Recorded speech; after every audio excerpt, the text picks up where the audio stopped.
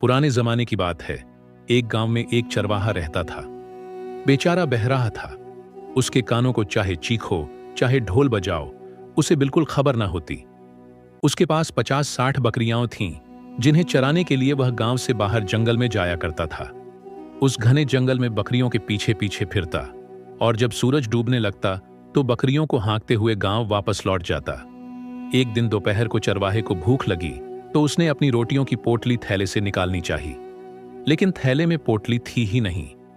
वह हैरान होकर सोचने लगा कि आखिर पोटली गई कहां। सोचते सोचते उसे याद आया कि बीवी ने रोटियों की पोटली तो बांध कर दी थी, लेकिन वह उसे थैले में रखना भूल गया था। उसका ख्याल था कि जब बीवी को पता चलेगा कि वह रोटियों की पोटली घर ही भूल आया है तो वह खुद लेकर चली आएगी। लिहाजा वह बीवी का इंतजार करने लगा। इंतजार करते करते चरवाहे की आंतें कुलबुलाने लगीं और पेट में चूहे कुलबुलियां खाने लगे। बार बार उसकी नजरें उस उम्मीद में गांव को जाने वाली पगडंडी पर उठ जातीं कि शायद बीवी रोटी लेकर आ रही हो, मगर हर बार मायूस होकर वापस लौट जातीं। उसने सोचा, मुमकिन है बीवी ने लड़के के हाथ रोटियां भेजी हों, मगर वह शायद गली के लड़कों के साथ खेल कूद में लग गया होगा। यह सोचते ही चरवाहे का मुंह गुस्से से लाल हो गया। उसने इधर उधर देखा। कुछ ही दूरी पर एक घुड़सवार दरांती से पेड़ों की नरम नरम टहनियां और पत्ते काट रहा था। चरवाहा फुर्ती से उसके पास गया और कहने लगा, भाई, तुम्हारी बड़ी मेहरबानी होगी अगर तुम जरा बकरियों का ख्याल रखो। मैं अपनी दोपहर की रोटी घर भूल आया हूं। भूख के मारे मेरी जान निकल रही है। बस जल्दी से 2-4 निवाले झटक कर वापस आ जाऊंगा। तुम जरा बकरियों को देखते रहना, कहीं कोई बकरी इधर उधर ना हो जाए। मजे की बात यह हुई कि वह घुड़सवार भी बह रहा था। चरवाहे ने जो कुछ उससे कहा उसका एक लफ्ज भी उसने न सुना। इसके बजाय वह यह समझा कि चरवाहा उससे अपनी बकरियों के लिए पत्ते मांग रहा है। उस घुड़सवार ने जवाब दिया, चलो चलो भाई, चलते बनो। यहां से इतनी मेहनत से तो मैंने अपने घोड़े के लिए पत्ते जमा किए हैं, और तुम आए मुफ्त में मांगने के लिए। दफा हो जाओ यहां से, मैं तुम्हें एक पत्ता भी नहीं दूंगा। यह कहकर घुड़सवार ने हाथ से चरवाहे को भगा जाने का इशारा किया। दूसरी तरफ उसकी एक भी बात चरवाहे की समझ में न आई, लेकिन चरवाहे ने इसका यह मतलब निकाला कि जैसे वह कह रहा हो, हाँ हाँ भाई, बड़े शौक से रोटी खाने जाओ। जब तक तुम वापस नहीं आते मैं तुम्हारी बकरियों की निगरानी करता रहूंगा। यह समझकर चरवाहा अपने गांव की तरफ भागा। उसने सोचा था कि रोटी न लाने पर बीवी को खूब बुरा भला कहेगा, लेकिन यह देखकर उसकी परेशानी की हद न रही कि बीवी बेचारी पलंग पर पड़ी बुखार में तड़प रही थी। पड़ोसन उसकी देखभाल कर रही थी। चरवाहा भागा भागा हकीम के पास गया और उसे दवा ले आया। फिर उसने जल्दी जल्दी रोटियों की पोटली खोली, बड़े बड़े निवाले निकाले, पानी घूंट घूंट कर पिया और दोबारा जंगल की तरफ रवाना हुआ। वहां जाकर उसने देखा कि घुड़सवार एक तरफ बैठा है और बकरियां घास चर रही हैं। चरवाहे ने दिल में कहा, अगर यह शख्स न होता तो मैं अपनी बकरियों को किसके हवाले करके जाता। इस शख्स ने अपना कितना वक्त खर्च किया है और बकरियों की निगरानी के लिए अब तक बैठा हुआ है। मैं इसकी मेहरबानी का क्या बदला दे सकता हूं। हाँ, याद आया, मेरे पास जो लंगड़ी बकरी है, क्यों ना वह इसे तोहफे में दे दूं।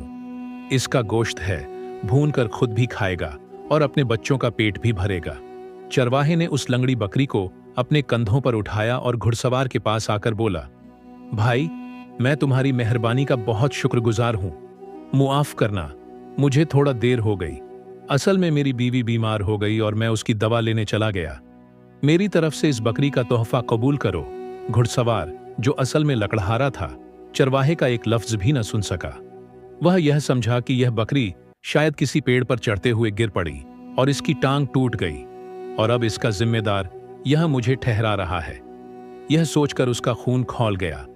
उसने चिल्लाकर कहा, तुम और तुम्हारी बकरी जहन्नुम में जाओ। मैं क्या तुम्हारे बाप का नौकर था जो तुम्हारी बकरियों की निगरानी करता? अगर इसकी टांग टूटी तो मैं क्या करूं? दूर हो जाओ।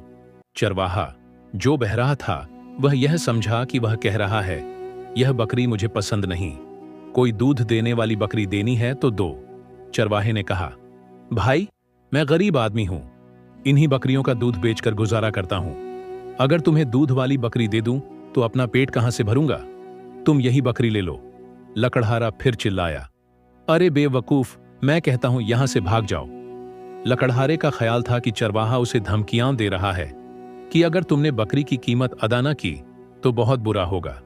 लकड़हारा दोबारा चिल्लाया, मैं तुम्हारी बकरियों पर लानत भेजता हूं, मुझे इनसे कोई दिलचस्पी नहीं। मुझे तो यह भी खबर नहीं कि तुम्हारी ये शरारती बकरियां किस तरफ चली गई थीं। अब ज्यादा मेरा मांस न खाओ, वरना मैं तुम्हें मार डालूंगा। चरवाहे ने देखा कि लकड़हारे की आंखें लाल हो गई हैं और नथुने फड़क रहे हैं। वह हैरान था कि आखिर इसमें नाराज होने की कौन सी बात है।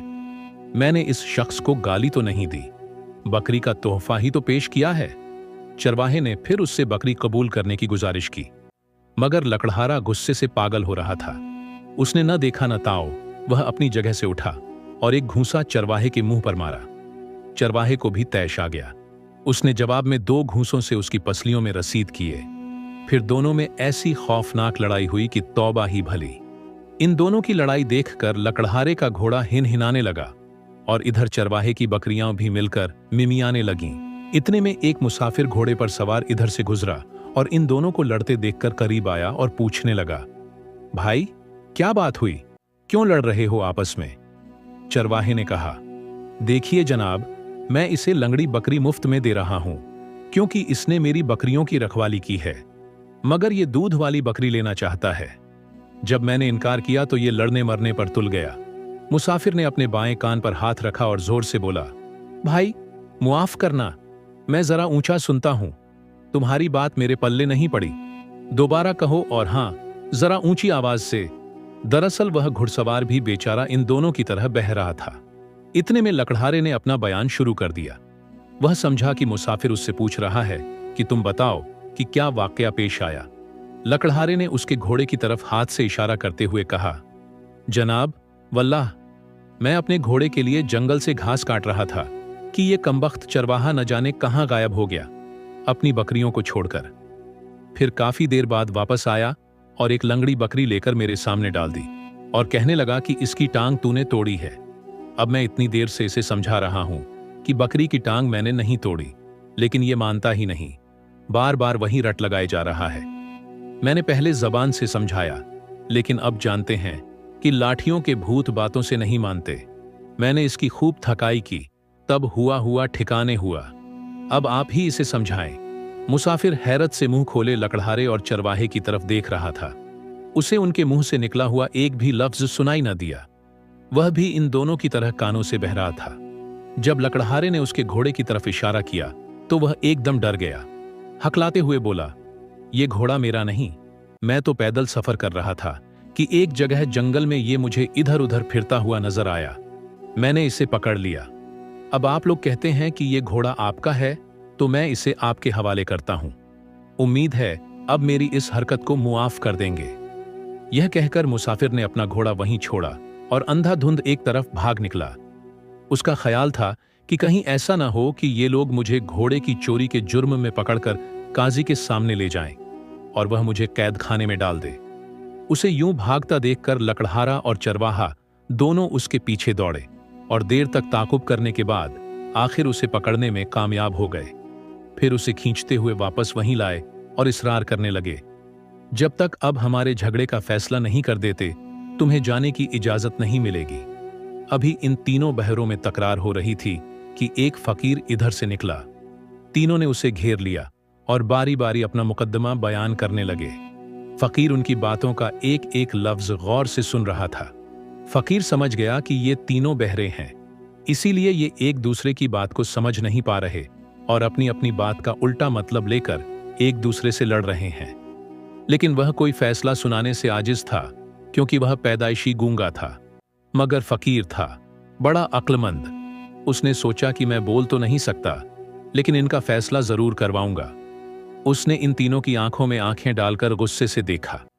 फकीर की आंखों में कुछ ऐसी चमक थी कि ये तीनों खौफजदा हो गए। फकीर बार बार उन्हें देखता रहा।